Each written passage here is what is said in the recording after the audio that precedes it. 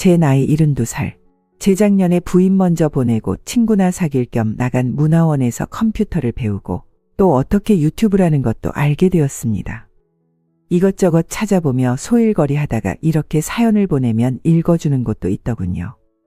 젊을 적엔 이일저일 안 해본 것 없이 다 해본 것 같습니다. 그러다 자리를 잡고 돈도 꽤 모았다 싶을 때 아들 녀석의 방황으로 50여 년을 함께한 아내가 화병으로 먼저 가버렸어요. 그게 참 속상한데 주저리 말할 곳 없어 저도 이렇게 사연을 보내봅니다. 오늘 인생라디오 사연은 아들 상간녀가 준 봉투를 열어본 아내가 경악하여 다시는 돌아올 수 없는 먼 길로 떠나고 마는데 라는 사연 글입니다. 인생라디오 사연 시청 전에 구독, 좋아요, 알람 설정 먼저 부탁드리며 그럼 오늘의 인생라디오 사연 바로 시작하겠습니다. 이미 말했듯 저에겐 늦게 본 아들놈이 하나 있습니다. 아들은 어려서부터 공부면 공부, 운동이면 운동, 어디 하나 빠지는 구석 없이 이것저것 잘하는 놈이었죠. 사실 인물은 내세울 거 하나 없었지만, 아니 오히려 못난 편에 속했지만 그래도 워낙 주눅들지 않는 성격이라 연애도 곧 잘했습니다. 그래서 저희 부부 크게 풍족한 건 아니었어도 행복하다 생각하며 살았던 것 같네요. 그러다 저도 나이가 들고 먹고 사는 일에는 이제 한시름 놓았구나 싶을 때 이제 막 군대 제대하고 졸업한 아들 녀석이 결혼을 하겠다고 했어요. 제대로 된 사회 경험도 없는 상태에서 결혼을 한다는 것도 내키지 않았지만 며느라이가 부모 없이 자랐다는 것, 그리고 제가 참 속물 같지만 며느라이의 볼품없는 외모가 마음에 걸렸습니다. 내 아들도 못난 처지에 뭘 그렇게 따지나 싶다가도 사람은 제가 부족한 것에 끌리기 마련이라 아직 젊은 아들놈이 혹여나 나이 들어 나쁜 짓을 하지나 않을지 부모로서 걱정이 이만저만이 아니었어요. 하지만 며느라이의 인품이 훌륭해 볼수록 사랑스럽더군요. 또한 아들놈도 세상에 제 마누라밖에 없는 듯 불면 날아갈까 쥐면 깨질까 소중히 하는 모습에 제 걱정이 기울었다고 생각했습니다. 결국 결혼 승낙은 물론이고 두 아이의 전공을 살려 며느 아이에겐 병원 밀집 지역에 꽤 큰 약국도 차려주었죠. 그리고 아들 녀석은 자신의 신념에 따라 제약회사 연구직으로 근무를 시작했고 둘이 잘 지내주었어요. 그렇게 3년이 좀 지났을 때 아들 며느리 부부가 손주를 갖게 되어 집안은 잔치집이 되었습니다. 그런데 그렇게 쭉 행복했다면 얼마나 좋았을까요? 며느라이가 임신을 하고 얼마 지나지 않아서였습니다. 몸이 약한 며느라이에게 유산기가 보이기 시작하더군요. 아들 며느리 어련히 잘 알아서 하겠냐마는 부모된 입장으로 지켜만 보기가 힘들어 며느라이에게 약국을 쉬는 것이 어떻겠냐고 말했습니다. 아이가 좀 크고 나면 그때에 다시 목 좋은 곳에 차려주겠다는 약속과 함께요. 하지만 며느라이는 앞으로 아이가 태어나고 나면 돈 들어갈 곳도 많은데 라며 망설이더군요. 저희 부부가 약국과 집을 해주긴 했지만 아들 내외가 매달 적지 않은 돈을 용돈이니 뭐니 하며 챙겨주어 둘의 생활이 빡빡하다는 건 알고 있었습니다. 처음엔 용돈을 거절도 하고 더 나이 들면 그때 달라며 달래도 받지만 워낙 그 마음이 예쁘고 확고해 저와 아내도 더 이상 거절하지 않고 그 돈을 차곡차곡 모아 꽤 큰 돈을 만들어 두었어요. 그리고 나중에 아들 내외 꼭 필요할 때 돌려주자 했었죠. 그래서 망설이는 며느리에게 앞으로 용돈은 일체사절이라고 얘기하고는 모아둔 돈을 내주었습니다. 참 그 자리에서 며느리가 펑펑 울더군요. 부모 없이 자라서 이런 사랑을 받는 것에 너무 감사하다며 우는 며느라이를 보니 저도 눈물이 핑 돌더이다. 옆에서 지켜보던 마누라도 별일도 아닌데 눈물바람이라며 타박하였지만 금세 눈물이 대롱대롱 달리더군요. 그리고 그날 며느라이가 자라온 이야기를 듣게 되었고 그렇게 셋이서 울다가 웃다가 진짜 한 가족이 되었습니다. 그렇잖아도 딸 하나 있었으면 하고 바라던 저와 제 아내에게 진짜 딸이 생긴 날이었죠. 그렇게 무뚝뚝한 아들놈보다는 며느리 보는 재미에 저와 아내는 지냈던 것 같습니다. 하지만 하늘도 너무 행복한 저희 가족 모습에 시샘을 느꼈나 봐요. 아들이 몸담고 있던 연구소가 몇 번이나 연거푸 신약 개발에 실패했고 결국 연구원이었던 아들에게 그 책임이 떠넘겨져 인사이동을 한 것이었죠. 아들은 그대로 연구직에서 쫓겨나 영업직으로 보직이 바뀌었고 난생 처음 하는 영업이 꽤 힘들었는지 차츰 웃음기가 사라졌습니다. 그리고 그렇게 몇 개월이 지나고 아들 녀석이 다시 웃기 시작한 건 며느라이가 만삭이었을 때였어요. 아들은 전처럼, 아니 전보다 훨씬 많이 웃고 활력이 넘쳐 보였죠. 저는 처음 하는 영업직이라 적응이 힘들었나 보다, 항상 그랬듯이 아들놈이 적응해서 이겨냈구나 생각했습니다. 그런데 살아온 연륜 때문이었을까요? 아니면 아들놈을 속속 들이다 알기 때문이었을까요? 녀석이 만삭에 제 마누라를 슬쩍슬쩍 깎아내리는 것이 눈에 보이기 시작했죠. 아들놈과 둘만의 시간을 만들어 넌지시 얘기도 하고 또 며느리를 타박하는 그 순간 바로 혼을 내보기도 했지만 그때뿐이었고, 오히려 아들내외의 관계는 점점 악화되었어요. 곧 아이가 태어난다는 것에 심적인 부담감을 느껴서 그런가 보다, 괜찮아질 거다 얼마나 속으로 바랐는지 모릅니다. 그런데 시간이 지날수록 더욱 엉망진창, 악화일로를 걷기 시작했어요. 그리고 손주가 태어나던 날 며느리는 미리부터 짐을 챙겨 아들놈을 밤늦도록 기다렸습니다. 하지만 전화해도 받지 않길 수십 번. 결국 전화가 꺼지고 처음 겪는 일에 잔뜩 겁먹은 며느라이는 기댈 곳이라곤 저희 부부밖에 없기에 저희에게 전화를 했어요. 저는 그 길로 며느리를 데리고 병원을 찾았죠. 그리고 며느리는 밤새 진통을 하다 결국 아침이 되어 제왕절개를 통해 손자를 낳았습니다. 아들과 며느리의 못난 부분을 쏙 빼닮았지만 저희 내외에겐 세상 어떤 아이보다 귀했죠. 그리고 그렇게 아이가 태어나는 그 순간에 전화도 안 받던 아들은 한낮이 되어서야 술이 덜 깬 얼굴로 허겁지겁 병원으로 달려왔어요. 저는 좋은 날 괜히 잔소리하기 싫어 아들놈의 미운 면상을 보면서도 한마디 하지 않고 넘어갔죠. 사실은 아들놈이 셔츠에 여자 화장품을 잔뜩 묻히고 온 꼴을 보고도 아무 말하지 않은 것이었습니다. 제 엄마와 며느라이가 볼까봐 얼른 집으로 가서 씻고 오라며 돌려보내는데 그게 가족을 위한 일이라 여겼어요. 그리고 그 후로 아들놈도 정신을 차렸는지 산후조리를 위해 저희 집에 와 있던 며느리와 손자를 보러 매일 퇴근 후 찾아왔죠. 그리곤 다시 집으로 갈 땐 혼자 집에 가서 자면 뭐하냐고 붙잡는 제 아내와 며느리를 뒤로하고 매번 집으로 돌아갔습니다. 저는 뒤돌아가는 아들의 어깨가 너무 무거워 보여 제 젊은 날이 떠올랐죠. 결혼을 하고 아이가 생긴 후 진짜 가장이 되었다고 느꼈던 그 무게는 행복한 만큼 무거웠어요. 아들도 그때의 나와 같은 심정이겠거니 생각하니 지금까지의 방황도 이해가 되고 또 불 꺼진 집일지언정 제 집에서 혼자만의 편안한 시간을 가졌으면 했죠. 그래서 기어코 아들을 붙잡으려는 아내에게 싫은 소리도 했었습니다. 결국 돌이켜보면 제가 모든 것을 그르친 것 같아 마음이 무겁네요. 그리고 3주가 지나 3-7일을 넘기고 며느라이와 손자가 제 집으로 돌아갈 날이 되었습니다. 그때쯤엔 제가 마누라와 며느리에게 아들의 심정이 이러저러 할 테니 너무 부담감을 주지 말자고 했고 아들 몰래 다 같이 찾아가 깜짝 놀라게 해주자는 결론을 내었죠. 하지만 이보다 멍청한 생각이 어디 있을까요? 아들네외 집에 도착하여 문을 열고 들어갔을 때 아내와 저 그리고 며느리는 평생 겪지 말아야 할 일을 겪고 말았습니다. 아들과 웬 낯선 여자가 소파에서 몹쓸 짓을 하고 있는 걸 보고 말았죠. 그 많은 신호들이 있었는데 어쩌자고 저는 아내와 며느리가 이런 상황을 겪게 만들고 말았는지 제 자신이 참 저주스러웠어요. 아들놈과 그 여자는 문 여는 소리에 화들짝 떨어졌지만 어차피 일은 수습할 수 없는 상황이 되어버렸습니다. 착한 며느라이는 그 자리에 얼어붙어 아무 말도 못하더군요. 그래서 제 아내가 기함을 하더니 아들놈에게 달려들어 한 번도 해본 적 없던 매질을 하는데 같이 매질을 해야 하는지 아내를 말려야 하는지 그 순간엔 어떤 판단도 내려지지 않더이다. 그저 이 모든 일이 내 탓이라는 생각뿐이었죠. 그러다 정신이 들었을 땐 내 손으로 운전대를 잡고 아내와 며느라의 손주 녀석과 함께 집으로 돌아가는 길이었어요. 그렇게 하루가 어떻게 갔는지도 모르고 다음 날이 되었습니다. 아들놈과는 이대로 연을 끊겠구나 내심 생각을 하고 있었죠. 그런데 다음 날이 되자 아들놈이 아침부터 출근도 하지 않고 찾아왔어요. 그리고 곧장 며느라이를 찾기에 용서를 빌려는가 보다 생각했죠. 아들은 예상대로 며느리 앞에 무릎을 꿇었습니다. 하지만 그 뒤에 나온 말은 예상 밖이었어요. 그 여자를 사랑한다며 미안하지만 자신에게서 떠나달라고 며느라이에게 울며 사정을 하는데 그 꼴을 보고 가만히 있을 수 없어 이번엔 제가 아들놈을 매질했네요. 그리고 아내와 며느라이가 울며 말리기에 겨우 매질을 멈췄습니다. 그렇게 넷이 앉아서 이야기를 시작했어요.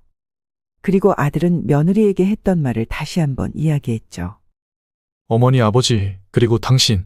내가 미친놈이고 몹쓸 새끼라는 거 아는데 나 정말 그 여자 사랑해요. 아들은 반복해서 그 여자를 사랑한다는 말만 했습니다. 그러자 한참을 말없이 있던 며느라이가 그 여자가 어디가 그렇게 좋으냐고 한숨을 쉬며 물었죠. 아들놈은 머뭇머뭇하더니 겨우 한다는 말이 너무 예쁘다며 그렇게 예쁜 여자가 자길 좋아해 준다는 게 꿈만 같다고 했어요.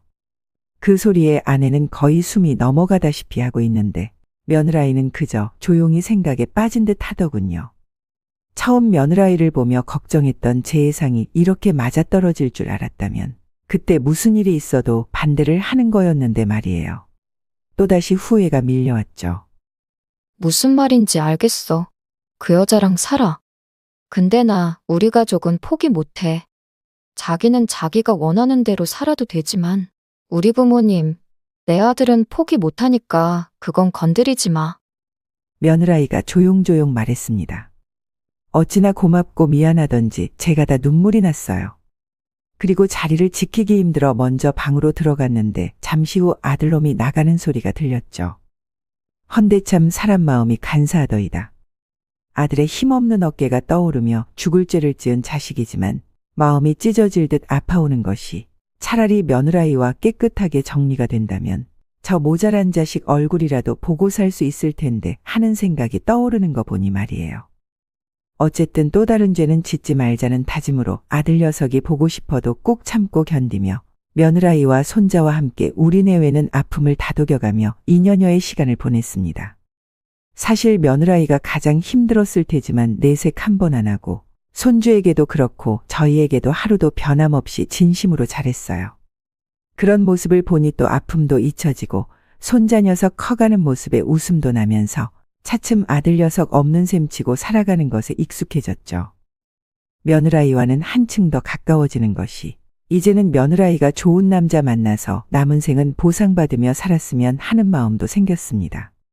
그래서 젊은 아이를 집에만 묶어두면 안 된다는 생각에 다시 약국을 차려줬어요. 며느라이가 월급 받으며 약사로 일해도 된다고 극구 사양하는 걸 저희 내외가 딸처럼 생각하며 살고 있는데 남처럼 느껴져 섭섭하다는 말로 겨우 설득을 했죠. 그리고 이즈음 아들 녀석에게서 연락이 오기 시작했습니다. 괘씸한 생각도 들고 다시 가족이 뿌리채 흔들릴 걸 생각하니 막막하여 저는 연락이 와도 받질 않았어요. 하지만 제 아내는 그러질 못했죠. 아들의 전화를 받았더군요. 그런데 아내가 하는 말에 다시 한번 억장이 무너지고 말았습니다. 10,000원만 붙여달래요. 아내는 뒷말을 잇지 못하고 통곡을 하기 시작했죠. 그래서 도대체 이게 무슨 일인가 아들에게 전화하였더니 아들 녀석이 정말이지 부모의 가슴을 후벼 팠어요. 아버지, 정말 죄송해요. 배가 너무 고파서. 아들 또한 뒷말을 잇지 못하고 울기만 했어요. 저는 안 되겠다 싶어 일단 전화를 끊고 100만 원을 붙여준 후 그 길로 아들네 집으로 갔습니다. 그리고 한참을 현관 앞에서 문을 두드리고 벨을 눌렀지만 집안에선 인기척도 들리지 않았어요. 그래서 저는 무슨 일이 난 것만 같아 심장이 죄어오고 더는 견딜 수 없어 경찰에 신고를 하였습니다. 그렇게 얼마 지나지 않아서 119가 도착하였고 급하게 문을 따고 들어가니 엉망으로 어질러진 집안에 젊은 남자가 자고 있었죠. 걸려있는 사진과 가구만 보아도 아들 녀석의 집이 분명한데 무슨 일인지 도통 감이 잡히질 않아서 일단 119 대원들을 돌려보낸 후 남자를 깨웠어요. 일어나 봐요. 당신 누군데 여기서 자고 있는 거요? 여기 집주인 어디 갔어요? 화가 나는 걸 겨우 억누르며 말하는 제 소리에 몇 번 뒤척이더니 귀찮다는 듯 꾸역꾸역 그 남자가 일어났습니다. 할아버지 누구세요? 여기 제 여자친구 집인데 어떻게 들어온 거예요? 애띤 얼굴의 남자는 제 아들 또래보다도 훨씬 어려 보였죠. 학생 여자친구가 누군데? 여긴 내 아들 집이야. 그제야 젊은이는 상황 파악이 되는지 머쓱한 표정으로 일어나 묻는 말엔 대답도 하지 않고 화장실로 쓱 들어가 버렸습니다. 저는 그제야 놀란 가슴이 좀 진정이 되는 듯해 아들에게 전화를 걸었죠. 지금 네 집에 와 있다. 이게 무슨 일이냐? 일단 만나서 얘기하자. 다그쳐 묻고 싶었지만 예전과 다른 듯한 아들 녀석이 혹여 겁을 집어먹고 이대로 영원히 사라질까봐 두려워 조심조심 아이를 다루듯 말했어요. 그런데 한참을 머뭇거리던 아들은 자신의 집이 아닌 제 집, 아내와 며느리 그리고 손자가 있는 집으로 오겠다고 했습니다. 그래서 저는 일단 그렇게 하라고 대답한 뒤 아들 집을 나오려고 현관으로 나갔는데 누군가 문을 열고 휙 들어왔어요. 그 사람은 바로 2년 전 며느라이의 가슴에 대못을 박은 아들의 상간녀였죠. 그리고 저를 본 그 젊은 여자는 저에게 대뜸 삿대질을 하며 고성을 질렀습니다. 여기 내 집이니까 한 번만 더 찾아오면 경찰에 신고할 줄 아세요. 그리고 댁 아드님 만나면 얼른 내 돈이나 갚으라고 하세요. 여자는 소리 지른 것만으론 분이 안 풀린다는 듯 두툼한 하얀 봉투를 제 얼굴로 휙 집어 던졌어요. 저는 화가 머리끝까지 올랐지만 우선 아들을 만나야겠다는 생각이 들어 던져둔 흰 봉투를 가지고 집으로 돌아갔죠. 하지만 여자는 제가 차에 오를 때까지 고래고래 소리를 질렀습니다. 덕분에 아파트 단지에 나와 있던 사람들이 또 시작이라고 웅성거리는데 참 망신스럽다는 생각도 들었지만 도대체 아들에게 무슨 일이 있었던 건지 답답한 마음이 더 컸어요. 그리고 그렇게 도망치듯 집으로 와 대문 앞에서 들어가지 못하고 망연자실 있는데 퇴근하고 돌아온 며느라이와 마주쳤죠. 오늘 있었던 일을 전혀 모르는 며느라이는 활짝 웃으며 인사를 건네는데 제 표정이 가관이었나 봐요. 아버님, 무슨 일 있는 거예요? 걱정스런 표정으로 재차 묻는데도 제가 대답도 못하고 있자 며느라이가 저를 부축하더니 집으로 데려갔습니다. 그렇게 며느리와 집에 들어오니 아들놈이 미리 도착해 제 엄마와 서로 부둥켜 안고 울고 있었죠. 아들놈을 본 며느라이의 표정이 순간 차가워졌지만 곧장 저와 제 아내 그리고 아들놈의 행색을 보고 뭔 일이 생겼다는 걸 눈치챈 며느라이가 조용히 따뜻한 차를 내어왔습니다. 무슨 일이야? 왜 어머님, 아버님 표정이 이런 거야? 며느라이는 원래도 차분한 성격이었지만 평소보다 침착한 얼굴로 저희 셋을 둘러봤어요. 아들 녀석은 잠시 망설이는 기미를 보이더니 그 여자를 처음 만난 것부터 차근차근 이야기하기 시작했죠. 그때 내가 뭐가 씌었었나 봐. 아들은 영업직으로 인사이동 후 다른 동료들보다 실적이 낮은 것에 스트레스를 받았다고 했습니다. 그러다 선배 하나가 좋은 팁이라며 알려준 것이 유흥업소에서 접대를 하는 방법이었죠. 그렇게 난생 처음 유흥업소에 발을 들이게 된 아들은 선배의 말처럼 실적도 높아지게 되었고 덩달아 주변에 예쁘고 화려하게 꾸민 여자들이 넘쳐나게 되자 딴 생각이 들기 시작했대요. 그러나 중에 상간녀, 이름이 미영이라고 하더군요. 미영이라는 여자와 눈이 맞았는데 그 여자는 어려서부터 눈에 띄는 외모로 연예인 권유를 많이 받았고 실제로 가수 준비까지 했었다고 했습니다. 하지만 억울한 누명을 쓰고 가수의 꿈이 깨지고 회사에서 소송까지 당하게 되어 유흥업소에서 일을 하게 되었다고 했죠. 이건 나중에 알게 된 일이지만 사실은 억울한 누명을 쓴 것이 아니라 소속된 회사가 꽤 컸고 그걸 빌미로 여기저기 손을 벌리고 다녔더군요. 그리고 그 일로 회사에서 계약을 파기하고 명예훼손으로 고소를 당했던 것이었죠.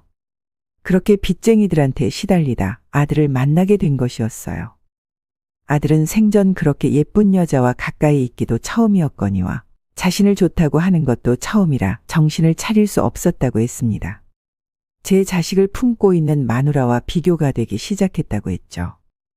처음에는 마냥 좋고 신기하던 것이 결국 가족 모두에게 상처가 되는 그날로 이어졌고 그게 사랑인 줄 알았다고 했습니다.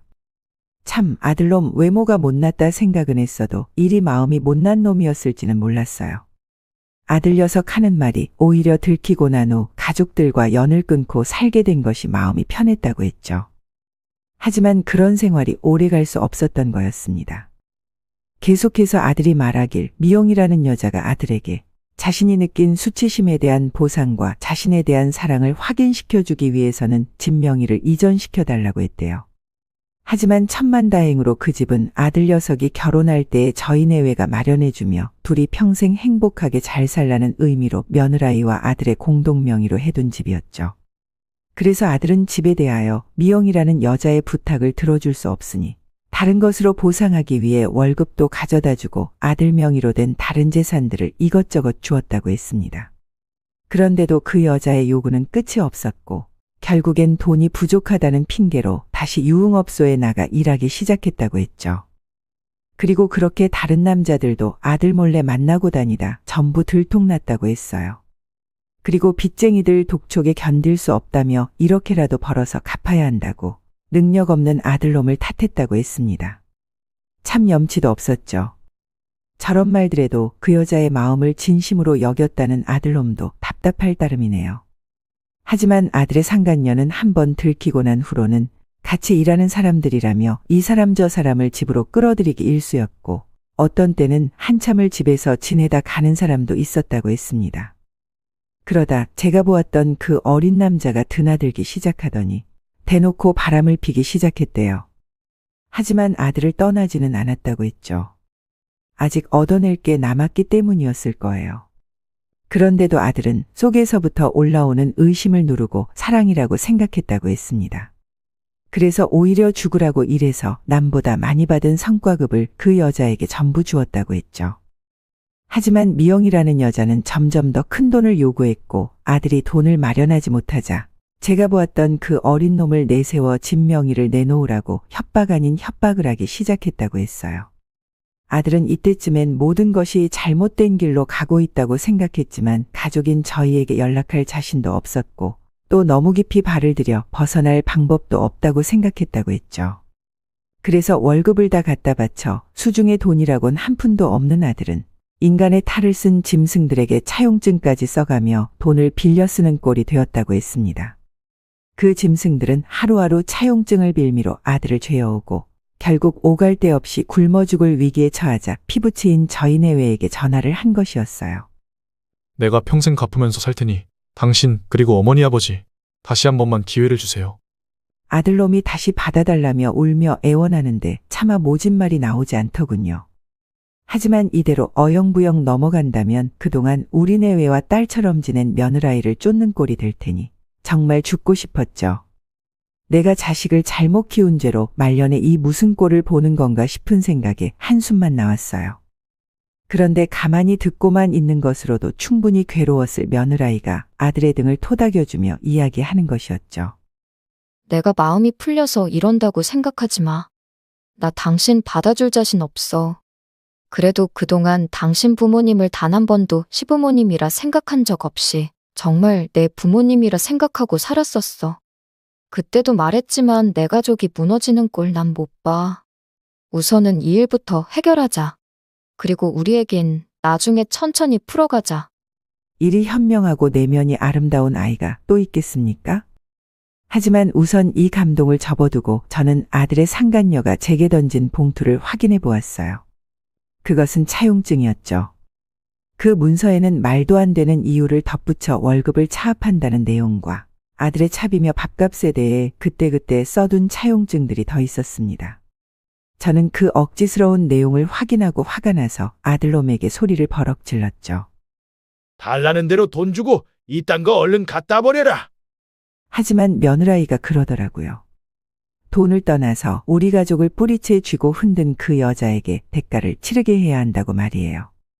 저 돈을 주고 나면 우리 모두를 쥐고 흔들려고 들 테니 뜻대로 해줄 수 없다고 앞으로 저희 내외와 아들 마음 단단히 먹으라고 했습니다. 그리고 다음 날이 되어 며느라이는 약국을 직원들에게 맡긴 후 직접 일을 해결하기 위해 저와 아들을 데리고 다녔습니다. 첫 번째 한 일은 변호사를 찾아가는 일이었죠. 변호사가 말하길 협박에 대한 부분만 증명이 된다면 돈을 되찾는 건 물론이거니와 그 짐승 같은 것들을 감옥으로 보낼 수도 있다고 하더군요. 특히 두툼하게 쓰여진 누가 봐도 억지스러운 내용의 차용증은 오히려 좋은 증거 자료가 된다고 했죠. 그래서 그 길로 저희는 아들이 살던 동네로 가서 증언을 해줄 이웃 사람들을 물색하였습니다. 다행히 미영이라는 여자의 행패는 집안팍에서 이루어졌었고 꽤 많은 이웃들이 알고 있더라고요. 특히 며느라이가 살던 때에 가깝게 지냈던 이웃들은 발벗고 돕겠다며 나서주었죠. 모두 아들놈의 마음이 못나서 일어난 일이지만 사람의 마음을 가지고 논 그 여자 또한 죗값을 치러야 한다고 생각했기에 긴 시간 동안 소송으로 싸웠고 미영이라는 여자와 그 남자는 현재 징역을 살고 있습니다. 참 길고 막막한 시간이었죠. 그리고 일이 길어지며 아내는 결국 병을 얻고 결과가 나오기 전 먼저 눈을 감았어요. 아들 며느리 우리 모두 이때에 무너질 뻔했지만 그 어느 때보다 가족의 소중함을 깨닫고 서로에게 의지하며 버텨나간 시간이었죠. 그리고 모든 것이 끝난 지금 아들놈과 며느라이는 이렇다 할 진전이 있는 것도 아니지만 한 집에서 함께 아들을 키우며 지내고 있습니다. 아들은 관계를 회복하기 위해 꽤 많은 정성을 들이는 것 같은데 며느라이는 아직도 모든 것이 조심스럽다며 저에게 죄송하다고 이야기하더군요. 사실 며느리에게 말하진 못했지만 부모로서의 마지막 욕심은 아들 며느리가 서로 사랑하며 살아가는 모습을 보는 것이긴 하죠. 하지만 그 바람은 그저 제 속에 담아두렵니다. 긴 세월이었고 모진 바람이 부는 날도 많았지만 지나고 보니 이 모든 일들을 함께 겪으며 우리 가족이 더 단단해진 것 같네요. 이렇게 저렇게 하루하루를 살았더니 올해도 이제 2달밖에 남지 않았군요. 다가올 내년에는 가정에 좋은 일들만 있기를 바라겠습니다. 오늘의 인생라디오 사연글에 여러분의 소중한 댓글 참여 기다리면서 구독, 좋아요, 알람 설정해 주시면 매일 새로운 사연으로 만나실 수 있습니다. 늘 건강하시고 행복하세요. 감사합니다.